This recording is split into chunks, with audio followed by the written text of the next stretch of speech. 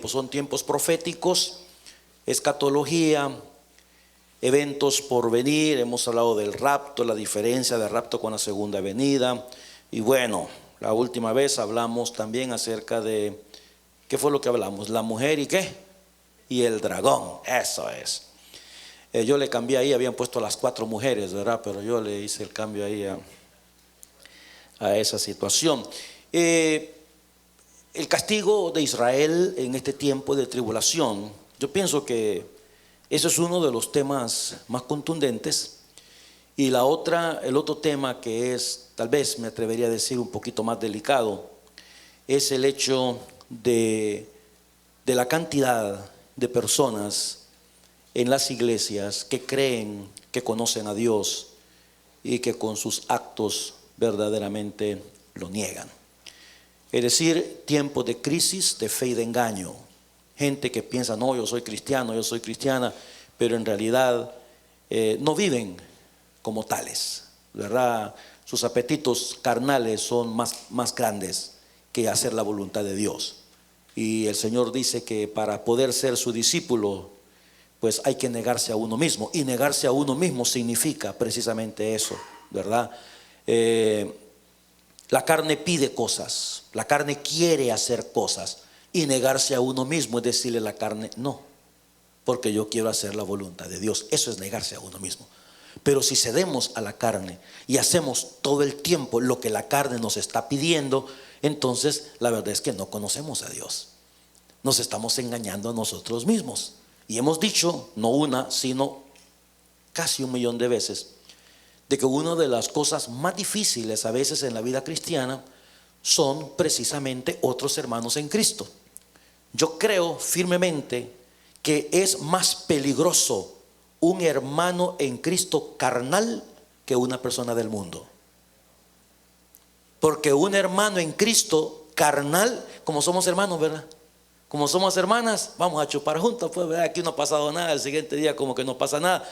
Y ese tipo de situaciones son las que nos hacen poco a poco ir cayendo en un pozo más profundo y más profundo y más profundo, hasta que se muere la fe por completo y nos convertimos simple y sencillamente en simpatizantes de la fe, simpatizantes del evangelio. Y recordemos que la médula de la fe, la médula del cristianismo es un nuevo nacimiento, ¿verdad? De eso se trata. De tal manera amó Dios al mundo, que ha dado a su Hijo unigénito, para que todo aquel que en Él cree no se pierda, mas tenga vida eterna. Ese capítulo 3 de Juan tiene que ver con el nuevo nacimiento, con una persona renovada, transformada, alguien distinto de quien era antes. Bueno, ahora vamos a ver este tema que tiene que ver también con la profecía. Y dice así el versículo 15, 24:15. Por tanto, cuando veáis en el lugar santo la abominación desoladora, o como dicen otras versiones, la abominación que causa desolación, que es exactamente lo mismo, la abominación que causa desolación. Deja ver. De que habló el profeta Daniel, el que le entienda. Acabamos de leer el capítulo 9 del libro de Daniel, que nos habla precisamente de esta abominación desoladora, que yo se le explico dentro de un instante. Entonces los que estén en Judea huyan a los montes.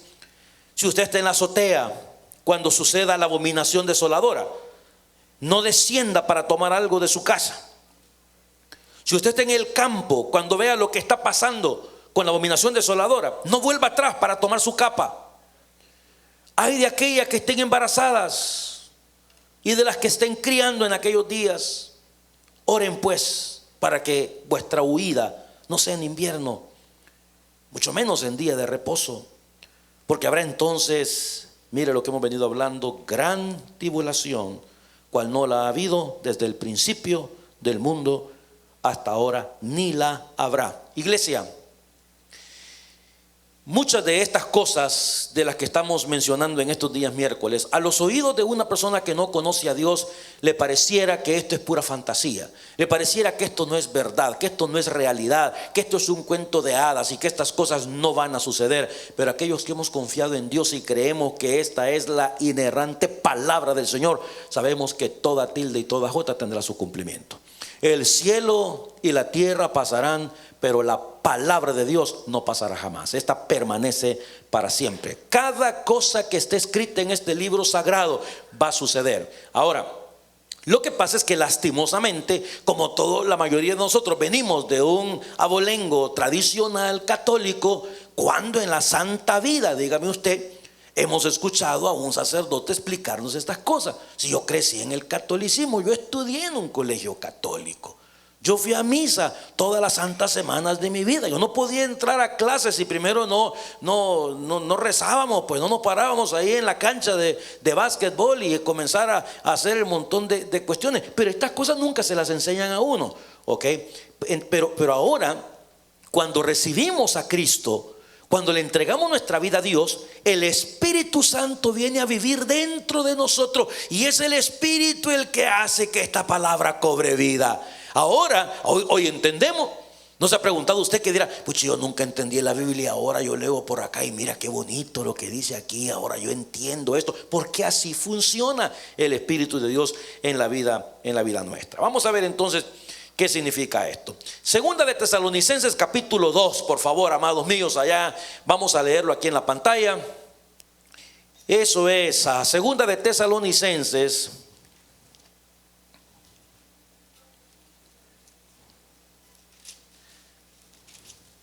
Colosenses, Tesalonicenses, la segunda.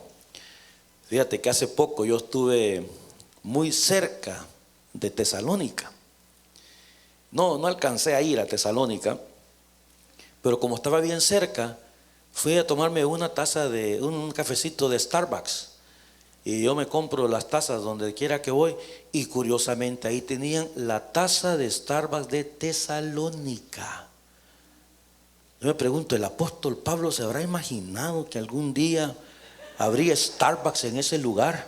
Dios mío, el Starbucks llegó antes que el Evangelio, por amor de Dios. Capítulo 2. Ahora, si usted pone atención, es bueno, eche un vistazo en su Biblia, encuéntrelo por favor. Y mire, y otra cosa que le quiero decir, subrayar la Biblia no es pecado.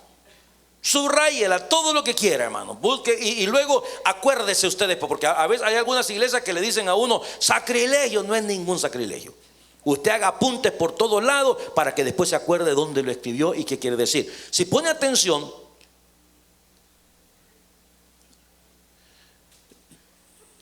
pareces umpire, mi hija linda, con todo ese movimiento que hiciste de mano, y ya te entendí. Ok, gracias, corazón. Ok, manifestación de ¿quién? Del hombre de pecado. Este capítulo 2 de segunda Tesalonicenses nos está hablando del anticristo.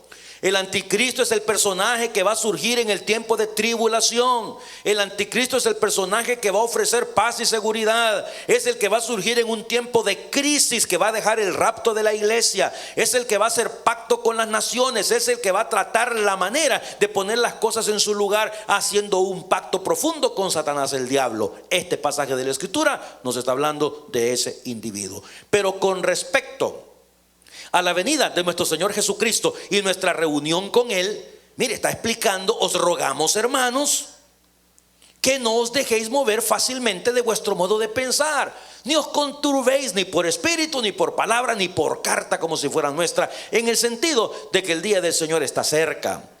Nadie os engañe en ninguna manera, porque no vendrá sin que antes venga la apostasía. Apostasía significa negación de la fe. Eso es.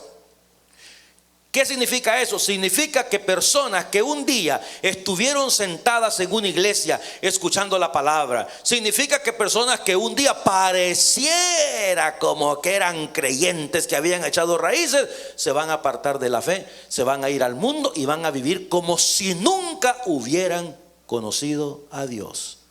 ¿Seré yo maestro? Cuidado con eso, ¿ok? Y luego que aparezca ¿quién? El hijo de perdición, el anticristo, que va a aparecer, que va a surgir en el tiempo de tribulación. Versículo siguiente, 4.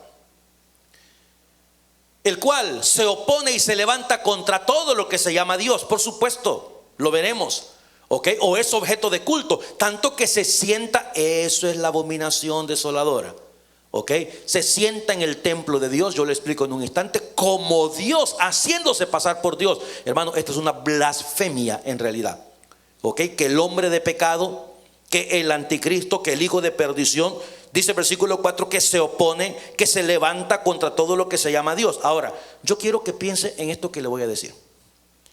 Fíjate, abominación. Abominación. Piense en todos los movimientos que existen hoy en día, que se oponen y que se levantan contra todo lo que se llama Dios o es objeto de culto. Think about it. Los tenemos en la puerta de nuestra casa. Los tenemos en la puerta de nuestra ciudad. Los tenemos ya entre nosotros. Todos esos movimientos. ¿Qué significa? Que este mundo, cada día que pasa, se está preparando para este momento. Para este momento. Los gobiernos que son los más conservadores, Canadá, uno de esos. El pueblo no quiere un gobierno conservador, quieren un gobierno liberal. ¿Por qué? Porque los gobiernos liberales dejan a la gente hacer lo que quieran. Déjenos si somos libres. Ahora, esas letras, ¿verdad? Ya le agregaron un montón de cosas más. Y han llegado al punto de decir, déjenos hacer lo que nosotros querramos. Si yo me quiero acostar con una mujer, o yo me quiero acostar con un hombre, o yo me quiero, y más adelante van a ver hasta las cosas que van a llegar más adelante, porque todo esto es pura perversión, verdaderamente. Todo lo que se llama Dios o es objeto de culto, tanto que se sienta en el templo de Dios, esto es blasfemia, porque no se respeta a Dios como Dios, haciéndose pasar por Dios. Versículo siguiente. ¿No os acordáis cuando yo estaba todavía con vosotros os decía esto? Y ahora vosotros sabéis lo que lo detiene a fin de que a su debido tiempo se manifieste. Versículo 7.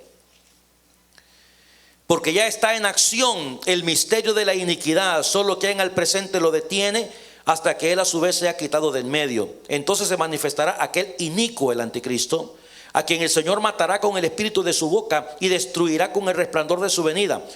Inicuo, cuyo advenimiento es por obra de Satanás con gran poder y señales y prodigios mentirosos. Lo mismo que estamos leyendo en este momento que Pablo le dice a la iglesia de Tesalónica son las mismas cosas de la revelación que Juan tuvo en el Apocalipsis, que hemos estudiado en las semanas anteriores. Prodigios mentirosos, la mentira. Satanás, el diablo, es el padre de la mentira, hermanos. Y cuando un cristiano miente se parece más al diablo cada día. Cada día. ¿Qué cuesta hablar con la verdad? ¿Qué cuesta decir la verdad? ¿Qué cuesta decir la verdad en realidad? Pero bueno. Y entonces se manifestará aquel inicuo a quien el Señor matará con el espíritu de su boca. Versículo 9. Inicuo cuyo advenimiento es por obra de Satanás, con gran poder, señales, prodigios mentirosos y con todo engaño. Mira, mentiras, engaño de iniquidad para los que se pierden, por cuanto no recibieron el amor de la verdad para ser salvos. Bueno, ahora déjenme mostrar algunas cosas aquí. En Daniel, la palabra en abominación desoladora, esas dos palabritas las encontramos en primer lugar. Ya regresé aquí, lo siento, ahí está. La primera vez que las encontramos es en Daniel capítulo 11 versículo 31 y lo tiene usted ahí enfrente. Y se levantarán de su parte tropas que profanarán el santuario y la fortaleza y quitarán, ponga atención, el continuo sacrificio, lo explico en un instante, y pondrán, aquí aparece por la primera vez las dos palabras, la abominación que causa desolación. La abominación desoladora. El siguiente versículo que habla de eso es el capítulo 12, versículo 11 de Daniel. Y desde el tiempo que sea quitado el continuo sacrificio hasta la abominación que causa desolación, habrá 1290 días. Y luego ahora tenemos al Señor Jesucristo hablándonos de esto. Por tanto, cuando veáis en el lugar santo la abominación desoladora de que habló el profeta Daniel, el que lea entienda. Bueno, el evangelio de Marcos. Pero cuando veáis la abominación desoladora de que habló el profeta Daniel puesta donde no debe estar, el que le entienda, entonces los que estén en Judea huyan a los montes. Bueno, tenemos que echar un vistazo un poquito a la historia y hablar acerca de este individuo que ustedes tienen enfrente, que se llama Antíoco Epífanes. Antíoco Epífanes IV o Antíoco IV Epífanes. ¿Quién era este hombre? ¿Qué pasó con este hombre? Recuerden, amados míos, que hablamos de unos gobiernos que han existido a lo largo de la historia, desde el imperio egipcio, después de eso cuando se levantó Babilonia con Nabucodonosor, luego vinieron dos gobiernos más, que son los medos y los persas, con los reyes Ciro y Darío, y luego se levanta Alejandro el Grande con el imperio griego. Este tiempo del que estamos hablando acá tiene que ver donde surgió Antíoco IV Epífanes. ¿Quién era este hombre? Bueno, un tipo del anticristo. ¿Por qué razón? Por cosas que sucedieron 500 años antes. Daniel nos había hablado de la abominación desoladora 500 años antes. Ahora, ¿qué tenemos con este individuo que tenemos ahí enfrente? Mira, en Daniel vimos el texto: le sucederá en su lugar un hombre despreciable, dice Daniel 11:21. Un hombre despreciable, al cual no darán la honra del reino, pero vendrán sin aviso y tomará el reino con halagos. Este hombre fue rey de Siria, él fue griego. Recordemos, hermanos, que en los últimos 400 años antes de Jesucristo, 300 años antes de Jesucristo, cuando murió Alejandro el Grande siendo muy joven, 33 años, si mal no recuerdo, 33 años muere. Sus capitanes se dividen el reino conocido en aquel entonces. Entonces ahí surge el famoso imperio de Seleucidas, dicen unos, Seleucidas dicen otros. Pero bueno, surge esta gente y dentro de todos ellos aparecen los Epífanes, los Antíocos. Este Antíoco IV Epífanes fue hijo de Antíoco III, que se le conoció como el Grande, y reinó de los años 175 al 164. Se le reconoce muchísimo por sus victorias en contra del ejército egipcio en aquel entonces. Este hombre trató la manera de que todo el mundo conocido de aquel entonces, incluyendo a los judíos, hablaran el griego, porque el griego era el idioma comercial de aquel entonces. ¿Y qué fue lo que pasó? Pasó lo que suele suceder también con nosotros, ¿verdad? Que nuestros hijos nacen en Canadá y muchos de nuestros hijos ya no hablan el español. Por la escuela, por esto, por lo otro, y por algunos padres, pues, ¿verdad? Que verdaderamente son unos grandes flojos y no quieren que sus hijos aprendan dos idiomas, ¿verdad? Entonces los niños aprenden en ese entonces.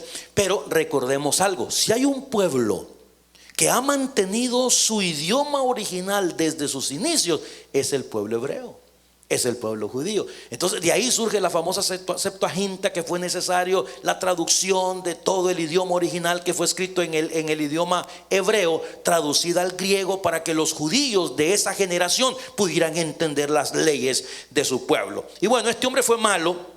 Este hombre llevó a cabo un plan de helenización de los judíos. La palabra helenización viene de aquellos que hablan como si fueran griegos, porque eso es lo que los judíos estaban haciendo, aprendiendo a hablar el idioma griego. Entonces de ahí viene la palabra, ¿ok? Y dice que hubiera significado el final de ellos como pueblo, ya que implicaba la eliminación de las escrituras y su sustitución por al menos un sincretismo pagano, que es una combinación de varias creencias y prácticas. Este hombre surgió como rey y él comenzó a decir: estas son las cosas que vamos a hacer, y comenzó a perseguir a los judíos y hizo una gran cantidad de fechorías. Entre ellas, hermanos, el libro de Macabeos, que es un libro que aparece en algunas Biblias católicas y se conoce como algunos de los libros que son extrabíblicos, ¿verdad? O deuterocanónicos, que son libros que no alcanzaron a ser inspirados, no se les considera como libros inspirados. El catolicismo romano lo entendió a tal grado que si usted busca una Biblia católica, usted se va a dar cuenta que ellos ponen ahí arribita: este es un libro deuterocanónico, que significa que fue encontrado después de que el canon ya fue cerrado, ¿verdad? Y esos libros no son considerados libros inspirados por el Señor, pero tienen información, al igual que la de Flavio Josefo, que es un historiador que escribió de muchas cosas que pasó con el pueblo judío. Pues en esos libros hay una mención de que este rey sirio, Antíoco IV Epífanes, mira lo que hizo: Esto fue aproximadamente por el año 167, 168 antes de Cristo. Esto lo habló el profeta Daniel, la abominación desoladora. Usted sabe, hermano, que en el lugar santo, en el lugar santísimo estaba el Shekinah, la gloria de Dios. Y este hombre entró al templo de Jerusalén, al templo de Dios, y ahí sacrificó un cerdo y derramó la sangre de un cerdo, siendo este un animal impuro para los judíos, cosa pues que no tenía que haber sucedido, y lo hizo en el lugar santísimo. Y dicen también que lo hizo sobre el rollo del libro de la Torah, que es los primeros 5 libros de la Biblia, en un acto de blasfemia hacia Dios. A esto se refería el profeta Daniel cuando dijo la abominación desoladora.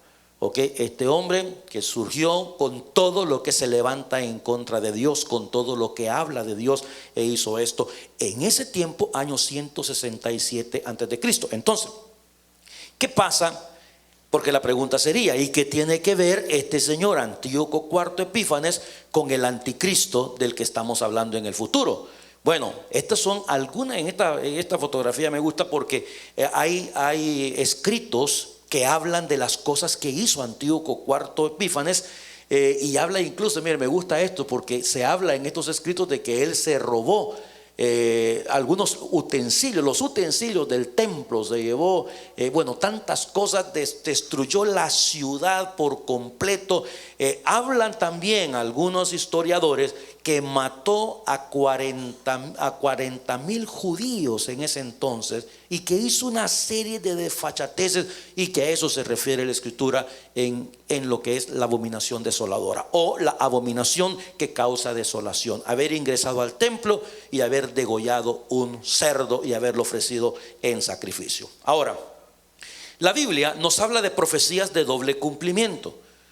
Una profecía de doble cumplimiento quiere decir que tuvo su cumplimiento en la historia y también tendrá su cumplimiento en el futuro. Recordemos que ahora tenemos a Jesús aproximadamente 200 años después de lo que sucedió con Antíoco. 200 años después, porque esto fue más o menos 160 y pico de años antes de Cristo.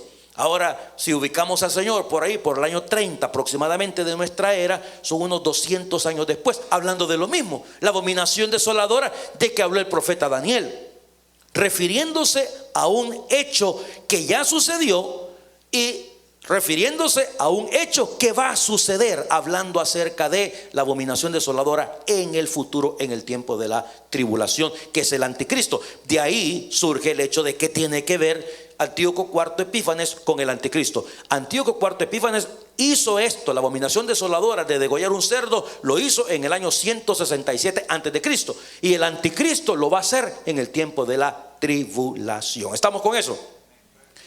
Bueno, ahí más o menos le da una idea de qué es lo que significa eso. En Mateo 24:15 dice: por tanto, cuando veáis en el lugar santo la abominación desoladora de que habló el profeta Daniel, el que le entienda. Dice: corran, huyan ustedes. ¿Por qué? El Señor también se estaba refiriendo, hermanos, como una abominación desoladora a la destrucción del templo. Mira, hay que entender esto. Cada vez que se destruyó el templo en Israel, era una manera como Dios diciéndole al pueblo: yo no quiero estar en medio de ustedes. Porque recordemos que la gloria de Dios vivía en el templo. Y cuando Dios permitía que se destruyera el templo, cuando Dios permitía que entrara alguien y destruyera el lugar santísimo y deshiciera todo lo que tenía que ver con el templo y la presencia del Señor, era una manera de Dios decirle al pueblo judío: ustedes son un pueblo rebelde, yo no quiero estar en medio de ustedes. Y el Señor estaba hablando unos 200 años después de que la abominación desoladora antes descrita ya había ocurrido. Así que Jesús estaba profetizando que en algún tiempo futuro otra abominación desoladora ocurriría en un templo judío en Jerusalén. Ahora, recordemos, 167 antes de Cristo, Antíoco IV Epífanes hace la abominación desoladora en el templo.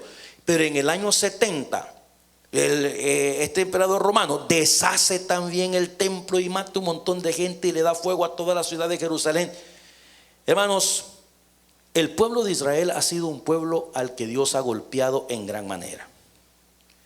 El pueblo de Israel, escucha esto, nosotros vamos a Israel porque nos encanta conocer los lugares santos, los lugares donde ocurrieron las cosas, que muchas de esas cosas ya ni están ahí. ¿Por qué razón? Porque se cree que Jerusalén fue invadida 19 veces aproximadamente. Y cada vez que era invadida, nadie quitaba los escombros, construían encima. Así es que usted va a un lugar y no puede decir, mira, aquí se encontraba tal cosa. Sí, ahí a 1 kilómetro abajo, ¿verdad? Porque 19 veces que la destruyeron. Pero sin embargo, esos son los lugares donde estuvo el Señor. Y bueno, vamos a avanzar con esto.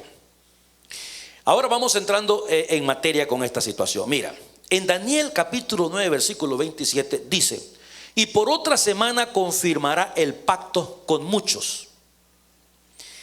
Se cree, amados míos, que el anticristo, cuando surja el anticristo en el tiempo de la tribulación, va a decir, bueno, ¿cuál es uno de los problemas más latentes de este mundo? Uno de los problemas más latentes de este mundo se encuentra en el Medio Oriente, y es el pleito eterno entre ¿quién? Israel y el mundo árabe. ¿Ok? Mundo árabe, no musulmanes, mundo árabe. Un pleito eterno, hermano, desde los tiempos bíblicos. Vemos a Siria incursionando, vemos a Babilonia, que era Irak, Irán, esa parte viniendo a Jerusalén y destruyendo Jerusalén. Es decir, este ha sido un pleito eterno.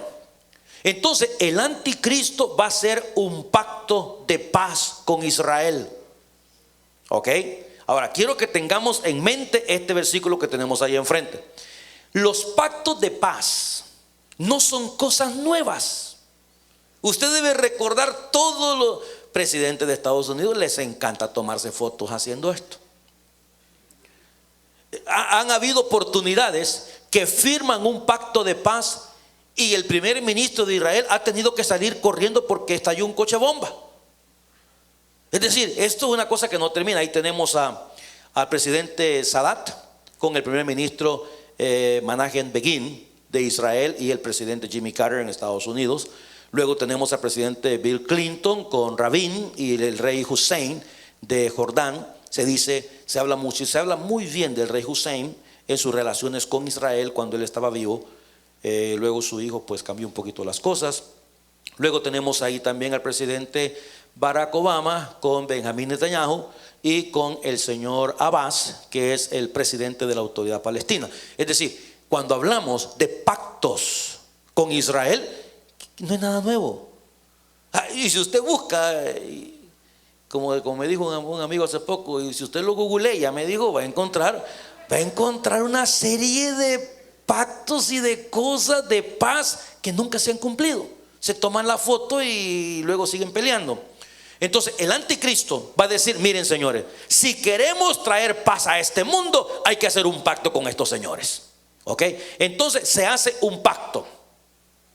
Ahora recordemos, como vimos en Tesalonicenses, que el anticristo se opone y se levanta contra todo lo que se llama Dios o es objeto de culto. Ahora, el anticristo hace pacto. Regresamos a ese versículo. Yo me pregunto, ¿qué cosas podría incluir el tratado del anticristo con Israel?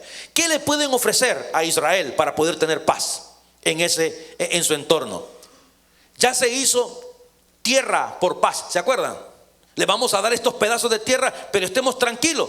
Es que no se puede estar tranquilo y nunca se va a estar tranquilo.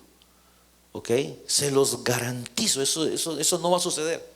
Bíblicamente hablando, paz en el Medio Oriente, escuche, no va a haber. Simple y sencillamente, podrán firmar todo lo que quieran. Bíblicamente hablando, eso no va a pasar. Primero, paz con los enemigos. Porque Israel se defiende a sí mismo, pues. Y esto yo no me quiero meter en cuestiones de política, ¿verdad? Porque esto da para todos. Pero Israel se defiende y eso lo haría cualquier nación, ¿verdad? Le avientan. Miren, los que hemos estado ahí y hemos estado en diferentes lugares, en el Líbano, por ejemplo, lo llevan en el Líbano cristiano, lo llevan a los lugares, hospitales, escuelas de niños, kindergartens, y les dice, aquí se meten estos grupos extremistas en hospitales, en escuelas, y de aquí lanzan misiles para el otro lado. Entonces cuando se defienden del otro lado, caen en una escuela. ¿Y qué dice el periódico el siguiente día? Los israelitas mataron a niños. Pero de ahí es un mundo bien complicado, hermanos, bien difícil de entender. Pero bueno, primera cosa que el anticristo va a hacer con Israel: mira, hagamos paz. Nosotros nos vamos a encargar de que todos los enemigos que tú tienes alrededor ya no peleen más contigo. ¿Ok? Vamos a poner eso como un pacto. Recordemos que es un tiempo de crisis. Recordemos que para este entonces, hermanos, ya murió casi la tercera parte de la gente que vivía sobre la faz de la tierra, o una tercera parte. Otra cosa más que le puede ofrecer.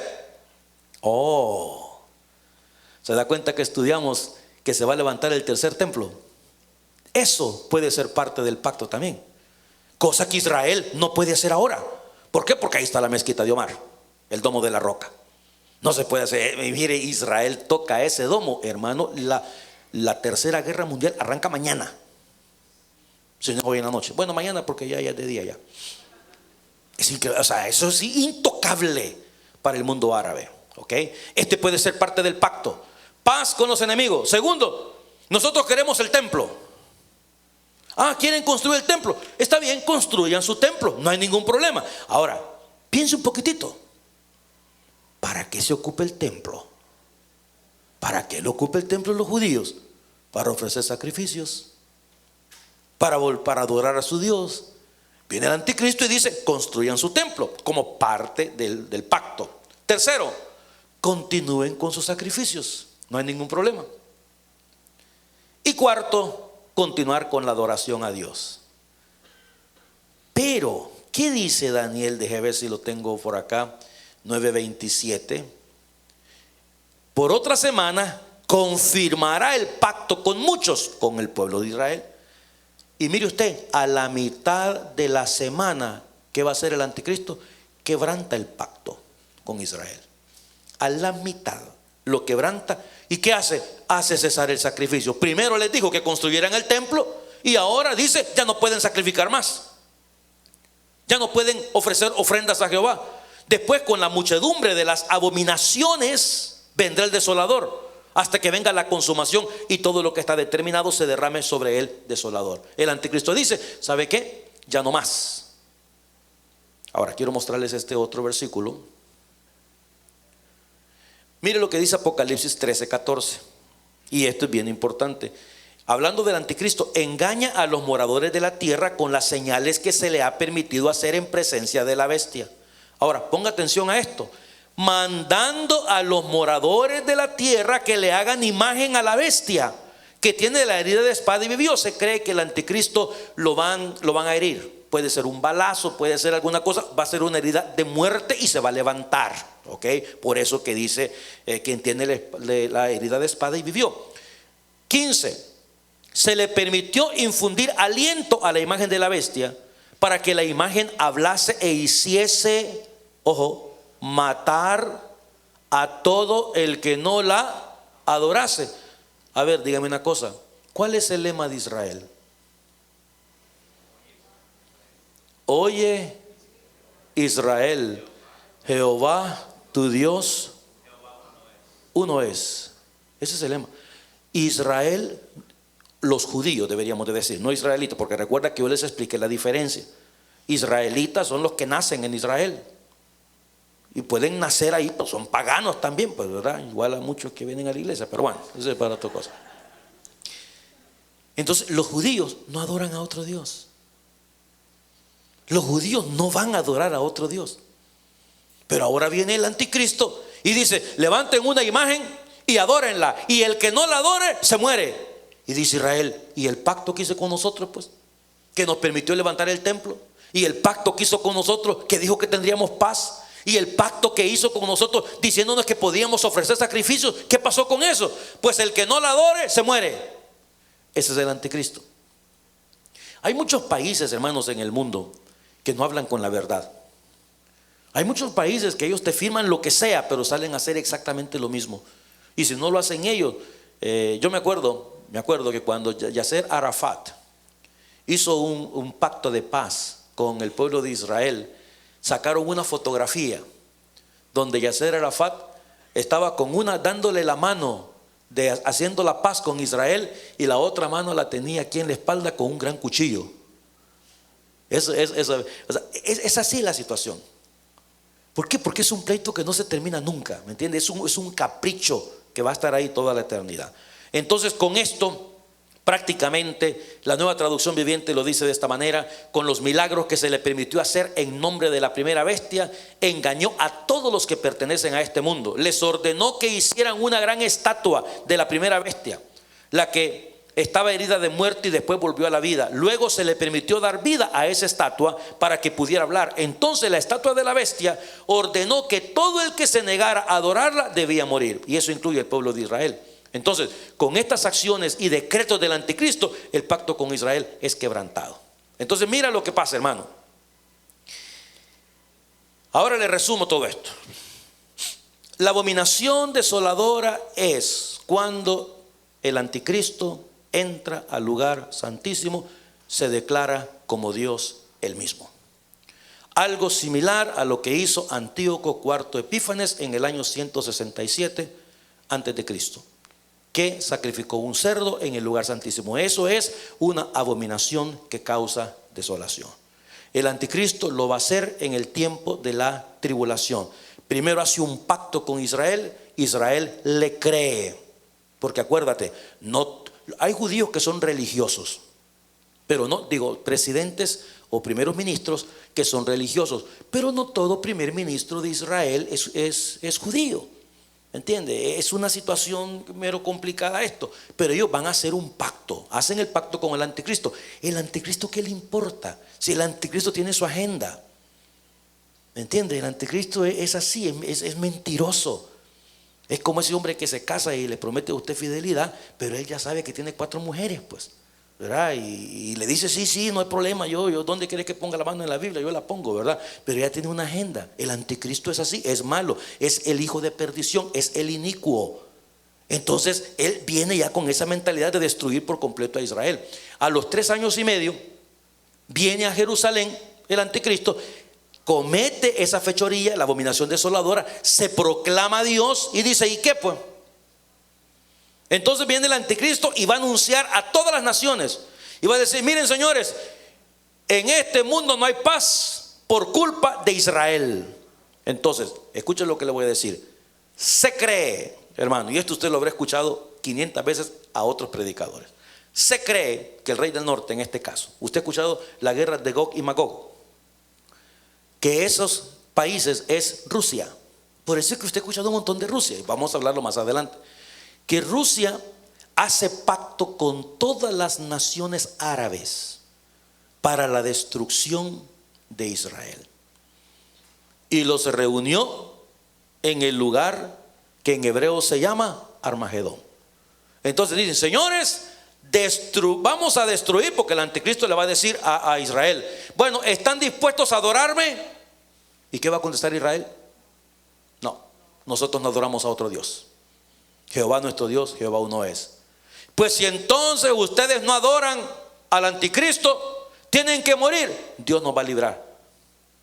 Y si no nos libra, que no nos libre, pero nosotros no vamos a adorar a otro Dios. Entonces el anticristo reúne a todas las naciones para venir en contra de Israel. Es lo que se conoce parte como el juicio de las naciones. Entonces vienen todas las naciones del mundo a pelear en contra de Israel, y ahí es donde surge el jinete del caballo blanco de Apocalipsis capítulo 19, que viene Jesucristo con gran poder y con gran gloria a defender al pueblo de Israel.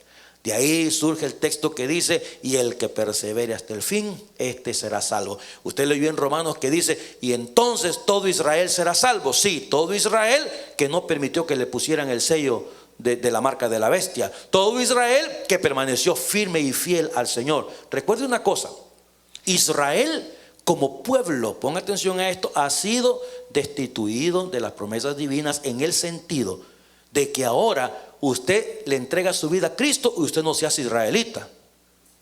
Un israelita o un judío le entrega su vida a Cristo y es parte de la iglesia. Nosotros somos parte de la iglesia, que es la esposa del Cordero. Ellos como pueblo, hermano, están hechos a un lado por su rebelión que han tenido a lo largo de todos estos estos años. De tal manera que la abominación desoladora tiene que ver con el anticristo entrando al lugar santo, entrando al templo y declarándose Dios, el lugar que le pertenece única y exclusivamente a nuestro Dios, Jehová Dios. Amén. Bueno, vamos a dejar lo del jinete del cabello blanco de Apocalipsis capítulo 19 para otra oportunidad, que es cuando el Señor Jesucristo viene ya con poder y gran gloria. Hay otros temas que van a ocupar nuestro tiempo. Por ejemplo, la próxima semana quiero que estudiemos la gran ramera. ¿Quién es? Estoy hablando de la Biblia, ¿ok? No vaya a pensar usted que vamos a ir a la Hasty, no. La gran ramera. Y de hecho, las versiones, nueva versión internacional, dice la gran prostituta. Dice eso. ¿Quién es? Ojo, es una religión.